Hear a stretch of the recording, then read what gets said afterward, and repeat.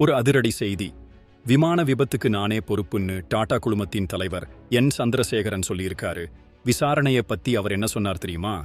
அகமதாபாத்ல நடந்த ஏர் இந்தியா விமான விபத்துல டாடா குழுமத்தின் தலைவர் என் சந்திரசேகரன் இந்த விபத்துக்கு நானே பொறுப்புன்னு ஒரு பகீர் அறிக்கையை வெளியிட்டிருக்காரு.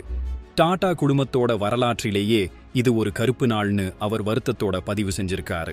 இந்த விபத்து பத்தி நிறைய யூகங்கள் பரவிட்டு இருக்குது. சிலது உண்மையா இருக்கலாம், சிலது பொய்யா இருக்கலாம்னு வெளிப்படையா பேசியிருக்காரு.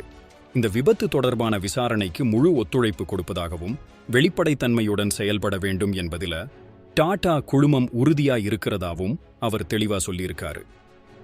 இந்தியா மட்டுமில்லாம இங்கிலாந்து, அமெரிக்காவுல இருந்தும் அதிகாரிகள் வந்து விசாரணை நடத்த போறாங்களாம்.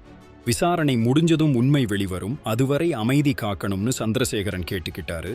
ஒரு பெரிய நிறுவனத்தோட தலைவர் இப்படி ஒரு விபத்துக்கு அவரே பொறுப்பேற்று விசாரணைக்கு முழு ஒத்துழைப்பு கொடுக்கிறது உண்மையிலேயே பாராட்டப்பட வேண்டிய விஷயம். இந்த விபத்துக்கான உண்மையான காரணம் சீக்கிரம் வெளியே வரணும்னு நாமளும் எதிர்பார்ப்போம்.